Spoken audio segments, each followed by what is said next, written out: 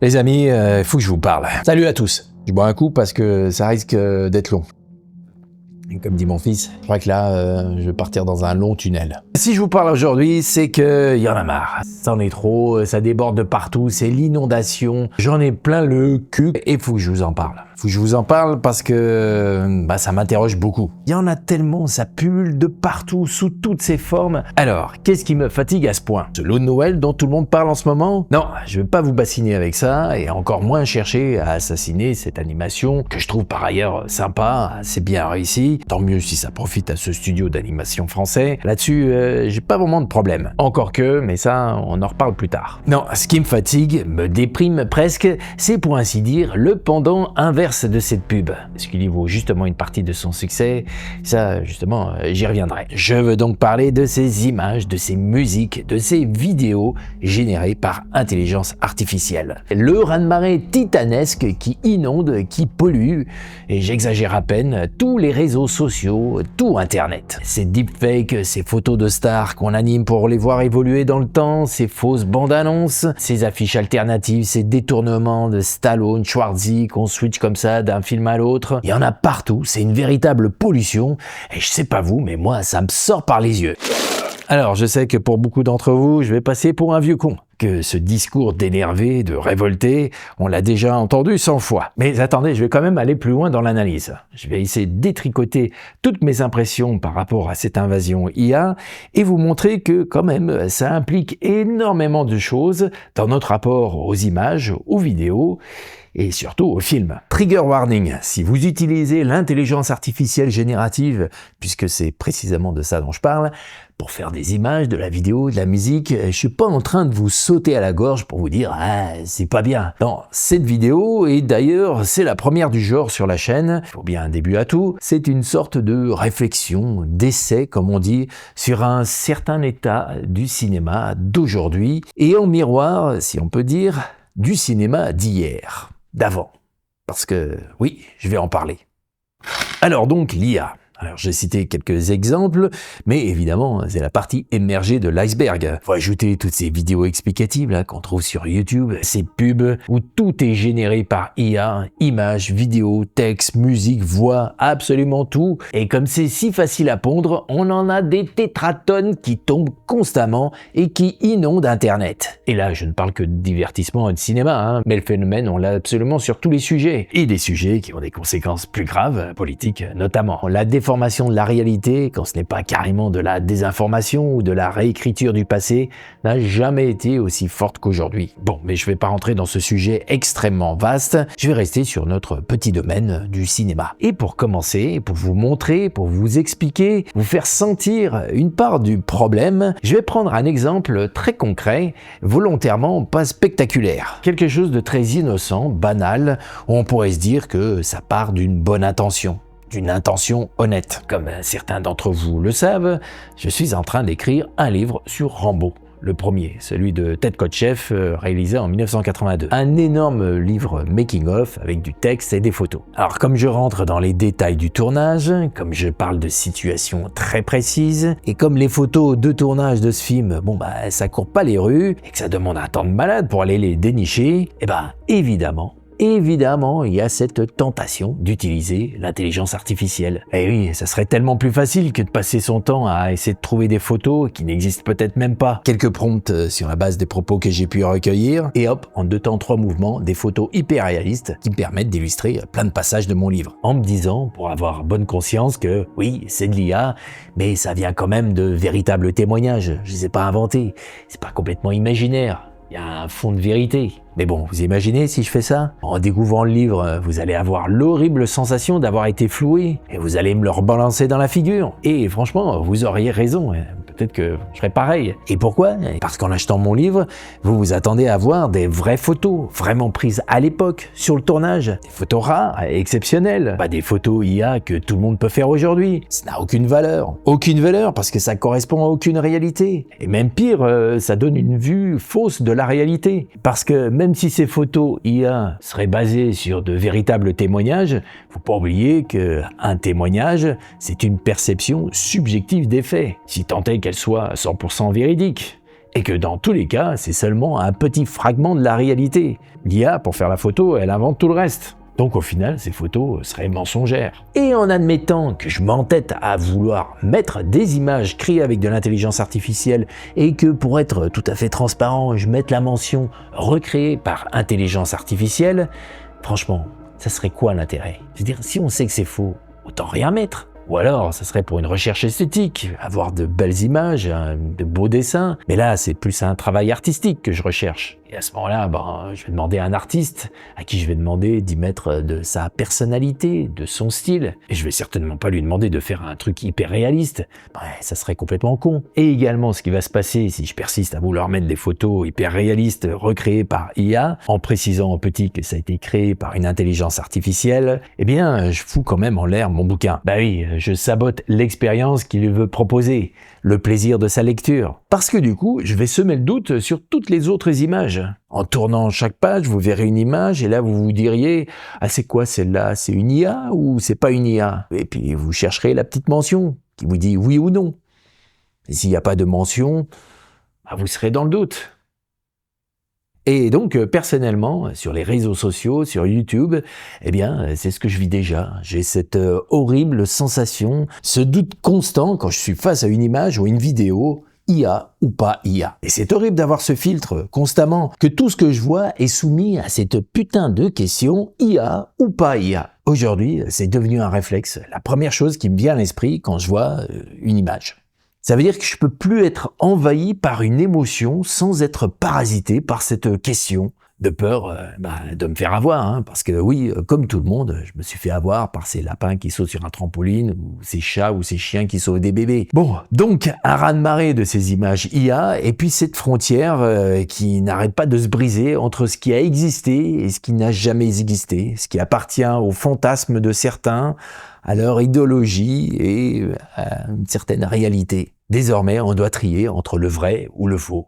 Alors le faux, la désinformation, le mensonge, ça a toujours existé, on est d'accord. Mais là, comme les outils pour les fabriquer sont devenus puissants et surtout tellement accessibles que ça explose les compteurs. Et donc, progressivement, on vit dans un monde de méfiance, de doute profond par rapport à tout ce qu'on voit ou tout ce qu'on entend. Bon, alors ça, c'est une chose, mais il y a surtout le fait qu'il en tombe tellement de ces images, de ces musiques, de ces vidéos créées par IA que ça fait comme un manteau de neige qui vient recouvrir tout le reste. Tout ce qui a, pour le coup, vraiment quelque chose à raconter, quelque chose de réel.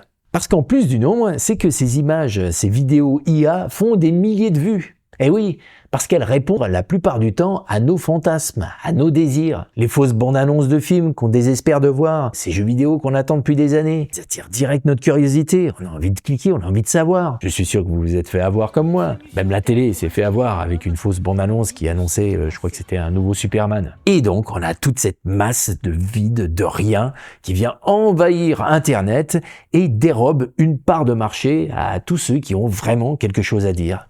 Ouais, ça me rend dingue. Et là, on va revenir à ce loup mal aimé.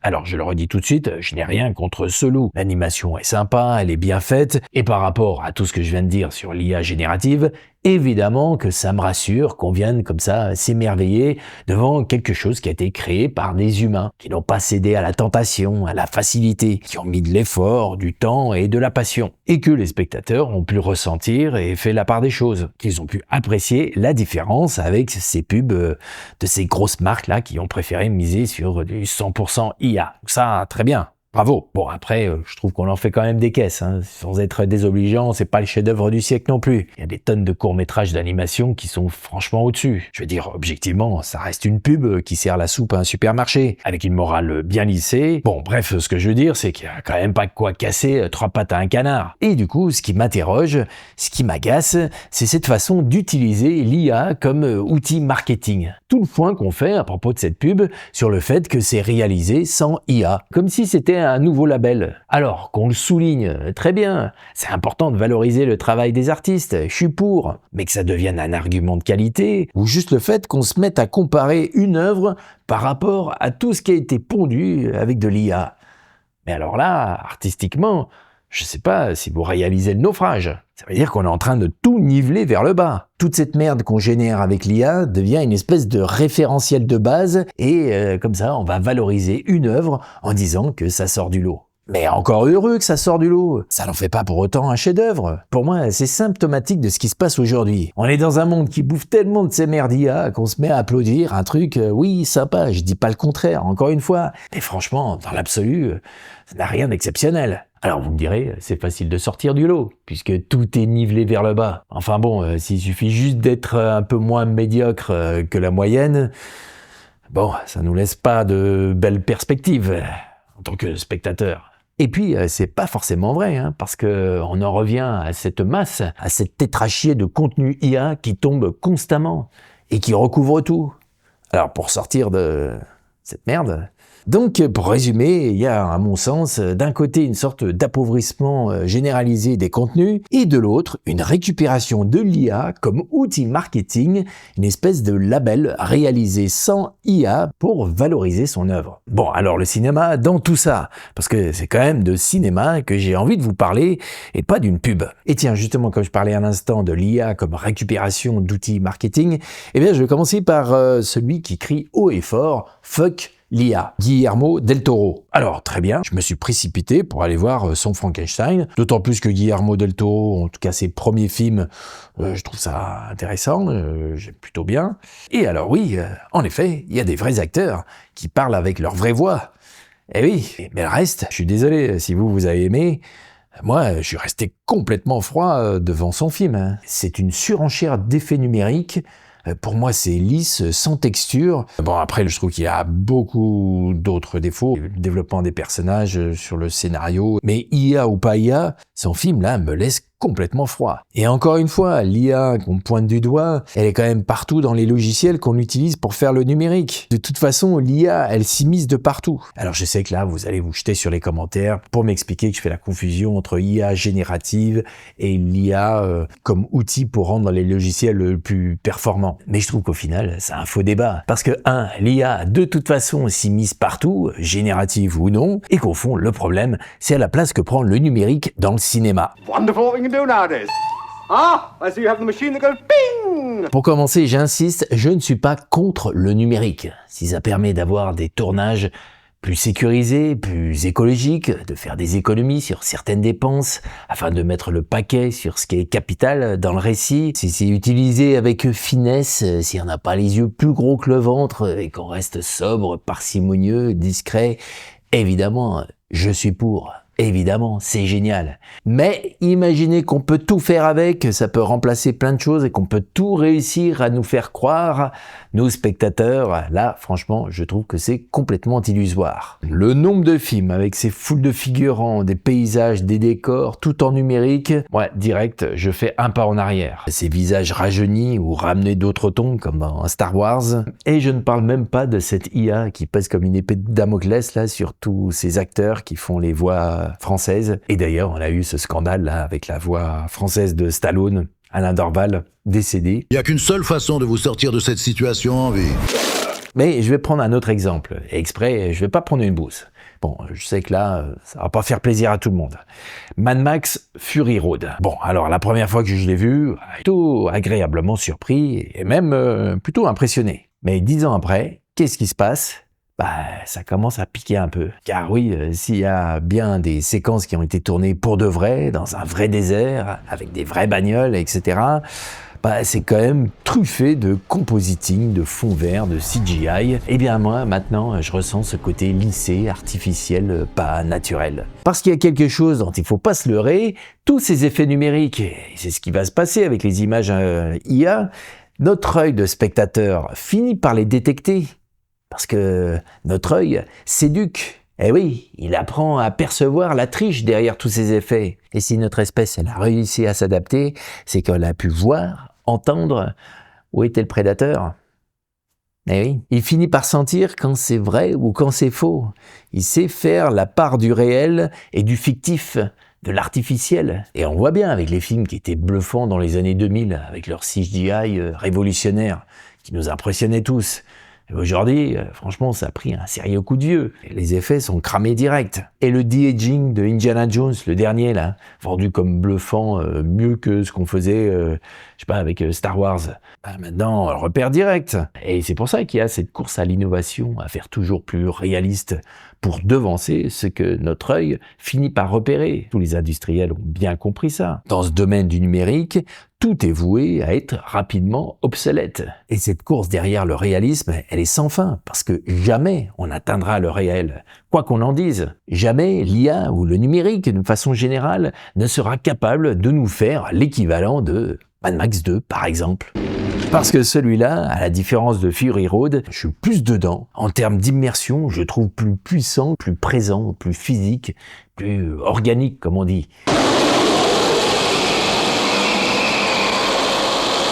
Parce qu'il y a aussi un autre aspect, quand on parle du numérique, qu'on ne parle pas souvent, mais qui se ressent. Certes, donc, il y a les effets qu'on applique dans l'image, les CGI, les retouches par intelligence artificielle, mais il y a aussi toute la machinerie qui va autour. Pendant le tournage, tout l'équipement qui permet de capter ces images. Caméra assistée par ordinateur, les grues, les drones, et du coup, on s'autorise des mouvements de caméra de plus en plus complexes. Alors, là aussi, je vais pas bouder toutes ces innovations. Bien sûr que c'est génial, mais c'est toujours pareil quand c'est fait dans l'excès pour en mettre plein la vue, façon Michael Bay, que ça part dans tous les sens, que c'est systématique. Quand on a des mouvements incroyables qui s'enchaînent, à force, ça devient littéralement incroyable. On n'y croit plus. Enfin, en tout cas, moi, j'y crois plus.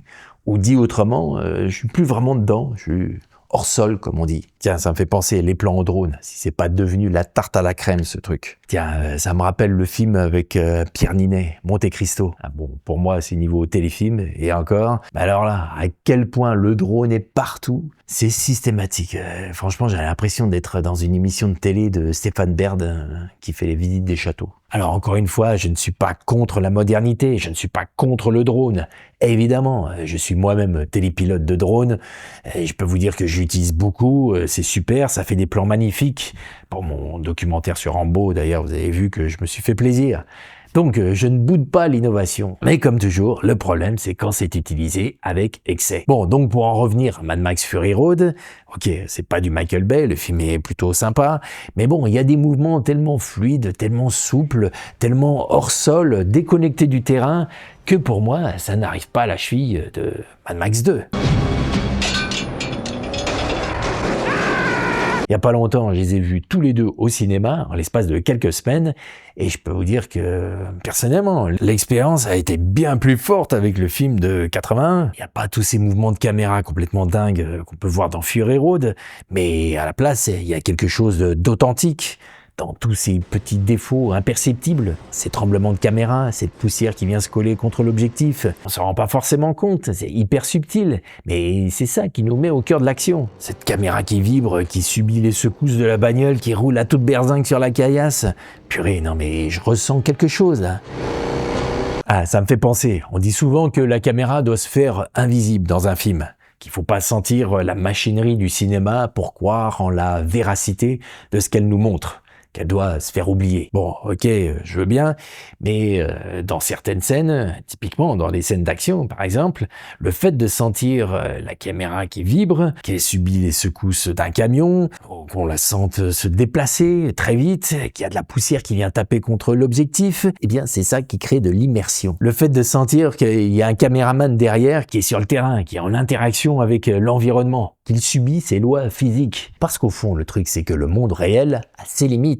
C'est ça la différence avec le numérique. Le réel impose ses lois physiques. On ne peut pas tout faire. Sur un tournage, on n'a pas le choix, on doit se soumettre aux règles du réel et négocier avec ce qu'il impose. Et donc c'est ce qu'on ressent dans Mad Max 2, cette espèce de négociation, cette confrontation avec ses lois physiques, cette pression. On sent que le film se cogne au réel, qu'il essaye d'en repousser les limites. Et c'est ce rapport de force qui transpire dans chaque plan du film et qui rend l'expérience immersive, impressionnante, saisissante. Donc, il y a cette chose très précieuse d'ancrage, d'interaction avec le réel, avec l'environnement qui entoure la caméra? Bon, alors là, sur cette question, je vous renvoie à la vidéo que j'avais faite sur Ted Kotcheff, où je parle de son film absolument génial, Réveil dans la terreur, où là, on se cogne au désert, au soleil, à la poussière, à la sueur, à la mort et à la bière.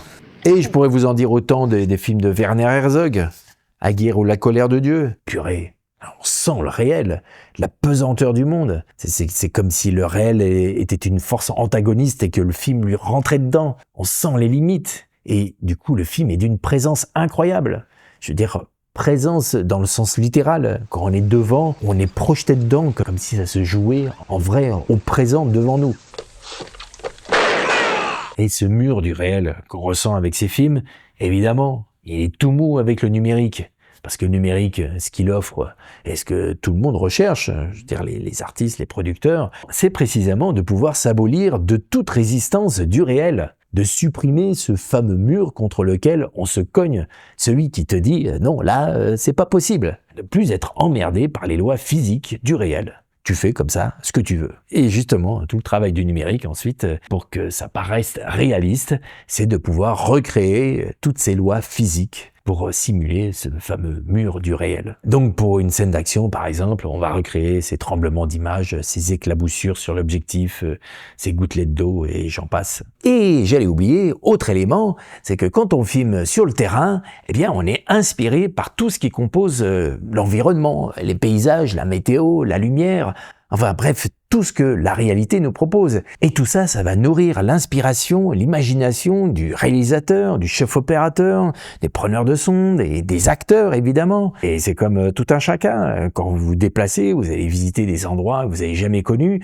Évidemment, vous êtes dans un état d'esprit complètement différent. Et donc pour ceux qui créent le film, ça conditionne. Et c'est quand même autre chose que de se retrouver en studio, entouré avec des belles machines, certes, mais bon, ça voyage pas beaucoup dans la tête. En plus du fait que la création a lieu aussi quand on se retrouve face à des problèmes, à des impossibilités. Se confronter à la réalité du terrain, aux choses qu'on ne peut pas faire, eh bien ça pousse à ruser, à trouver d'autres alternatives, à créer. Exemple, un requin qui prend l'eau, prise de tête à manipuler en pleine mer, et voilà, il n'y a pas de choix, il faut trouver une alternative. Et si on est malin, on se dit, bon bah tiens, on va filmer ça en caméra subjective et on connaît la suite. On voit pas le requin, mais là-haut dans la tête du spectateur, ça turbine à fond et voilà, toute une génération de gosses traumatisés.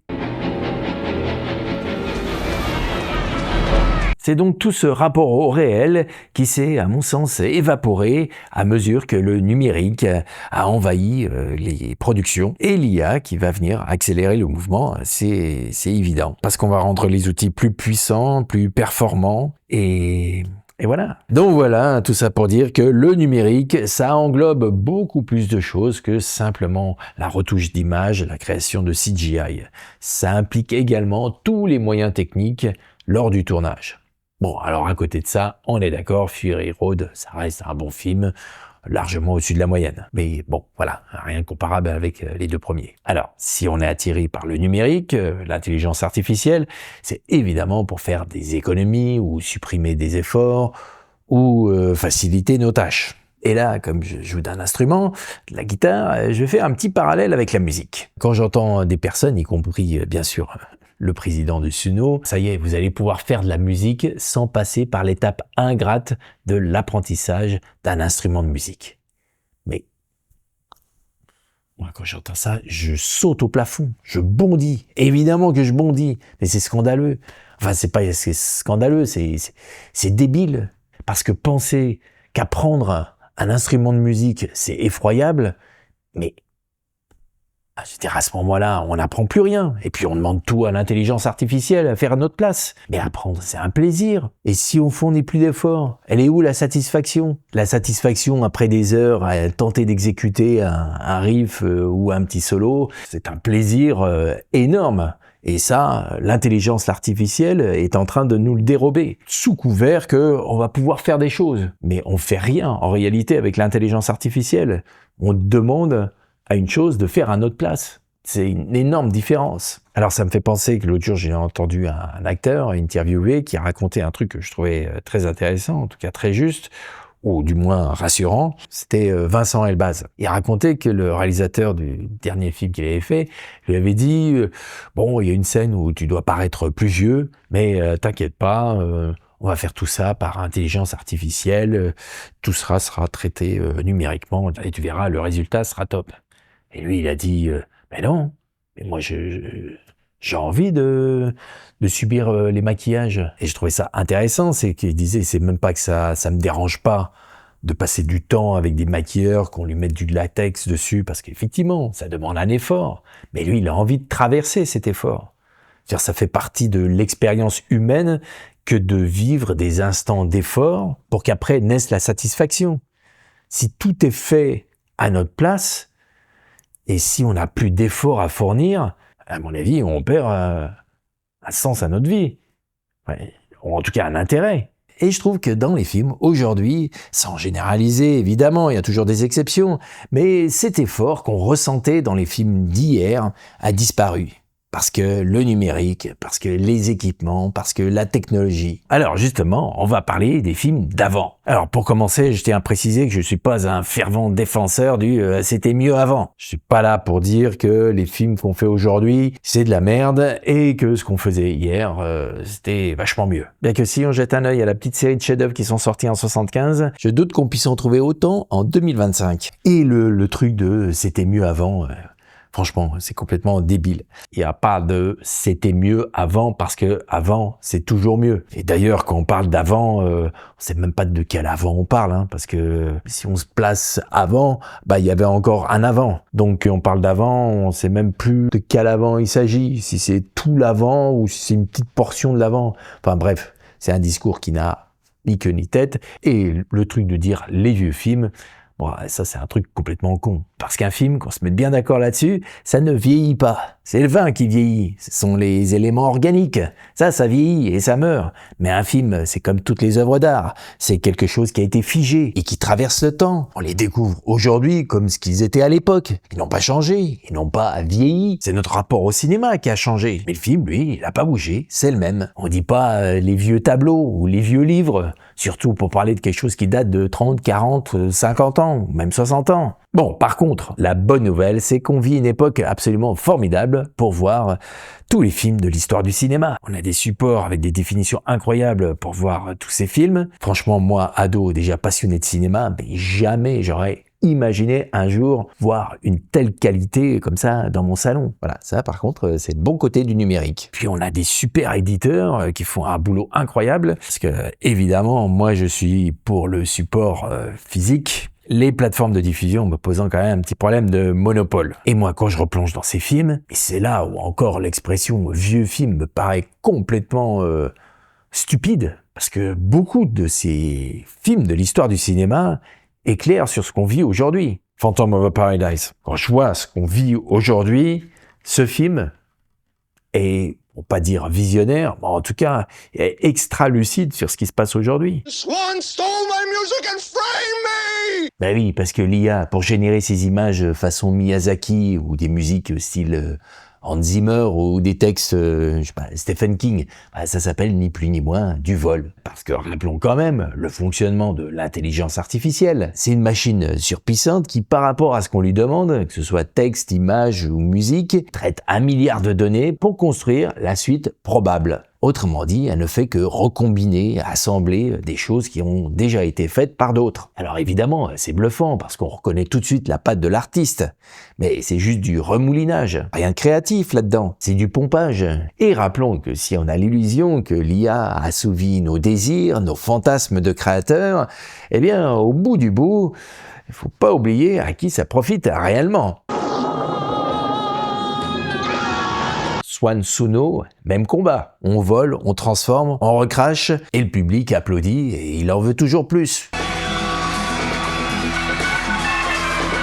Et de replonger dans les films de, je sais pas, 40, 50, on a des films absolument, franchement, qu'on ne pourrait pas faire aujourd'hui. Si vous prenez Freaks, par exemple. Mais Freaks, vous le montrez à quelqu'un aujourd'hui, il hallucine. Il se dit, mais qu'est-ce que c'est que ce film? Gooba gobble, gooba gobble. We accept her, Google gobble, Google gobble. One of us, one of us.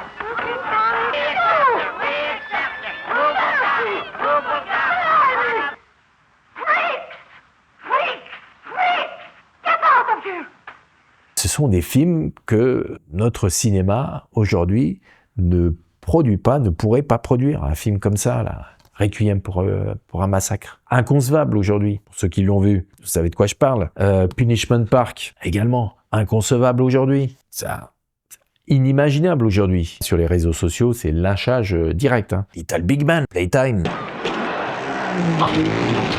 Rollerball, avec le monopole des industriels. Tous ces films, je les trouve modernes, et dans la forme, et dans le récit, et dans la mise en scène. Parce que, autre problème, et ça sera mon dernier point, il y a comme une uniformisation des films. Encore une fois, c'est une tendance générale, il y a des exceptions. Mais je trouve qu'on a des récits qui, parce qu'on vit dans une époque où on veut tout de suite, où tout va très vite, et où le temps d'attention se réduit comme peau de chagrin chez les spectateurs, et bien donc les récits adoptent des techniques pour capter son audience, pour la retenir. Et ça, je trouve que ça enferme les films dans les mêmes moules, les mêmes formules dont on sait qu'elles fonctionnent pour justement retenir le spectateur, pour éviter qu'il zappe. Des techniques qui étaient auparavant réservées à la télévision. Mais pas au cinéma. Le cinéma, l'expérience est différente. T'es dans une salle, déconnecté du monde extérieur, et puis tu te laisses emporter par le film. T'es pas tenté par toutes ces choses que t'as chez toi. Ce que je veux dire, c'est que maintenant, j'ai l'impression que le cinéma est dans la même frénésie que la télévision, avec cette peur que le spectateur décroche à chaque seconde. Alors du coup, faut que ça aille vite, faut pas qu'il y ait de temps mort, faut de la musique tout le temps, et faut qu'il y ait de la musique tout le temps. On cherche à rendre dynamique n'importe quelle scène, donc on fait un montage très découpé. Il y a une sorte de remplissage constant pour que le spectateur ne se mette pas à regarder son smartphone ou zappe. Et donc, quel plaisir, quelle jouissance aujourd'hui de voir des films de Tati, de Kubrick, de David Lean, de John Ford. Mais ces films-là, c'est pas des vieux films, c'est tout le contraire, c'est des bains de jouvence. Par rapport à ce qu'on voit aujourd'hui, c'est du sang neuf. Pour moi, c'est comme une bouffée d'oxygène. Il y a de l'audace, de l'effort, du concret, de la singularité, un regard, et puis des façons de raconter qui vous surprennent. Parce qu'évidemment, c'est une autre époque, avec d'autres façons de voir le monde, d'autres façons de concevoir le cinéma aussi. Sorcerer, voilà, là on goûte le terrain. Et puis je parle même pas des choses qu'on pouvait dire à l'époque. Ou inversement, des choses qu'on ne pouvait pas encore dire. Alors on trouvait des subterfuges pour les suggérer. Et c'est tout ça aussi le cinéma. Et donc, pour en revenir à cette IA générative qui pollue Internet, même écologiquement c'est un désastre, ce qui m'énerve et m'attriste, c'est que c'est en train de recouvrir, pour ne pas dire enterrer, eh bien tout ce patrimoine cinématographique. Et puis surtout, ça formate les cerveaux. Parce que c'est ça aussi le problème. Parce que si aujourd'hui, le seul argument qu'on a devant Barry Lyndon, c'est de dire c'est lent, c'est chiant, parce que justement on veut des images qui excitent l'œil, qu'on veut que ça aille vite, eh ben oui, fuck l'IA, ou pareil, Playtime. Parce que oui, il y a des films comme ça qui demandent un effort, qu'il faut se déconnecter par rapport à tout ce qu'on vit aujourd'hui. Et encore une fois, cet effort est récompensé. Et c'est pas juste pour dire tiens, j'ai vu un classique, et puis faire l'intéressant, ou jouer le cinéphile. Et puis quand même, bordel, ces œuvres, c'est le résultat d'une création humaine. C'est la grosse différence de l'IA qui traite des données. Bon, bref, je pense que vous avez compris le fond de ma pensée. Dites-moi si ce format vous intéresse, parce que j'ai prévu encore toute une section, alors là, plus sur notre rapport au temps et comment ça se traduit au cinéma d'aujourd'hui versus le cinéma de l'histoire du cinéma, qui ferait donc l'objet d'une prochaine vidéo. L'espace commentaire est à votre disposition, je sens que ça va faire réagir, alors surtout n'oubliez pas, restez courtois et respectueux, likez, partagez, abonnez-vous, passez de bonnes fêtes, et on se retrouve très vite. Salut!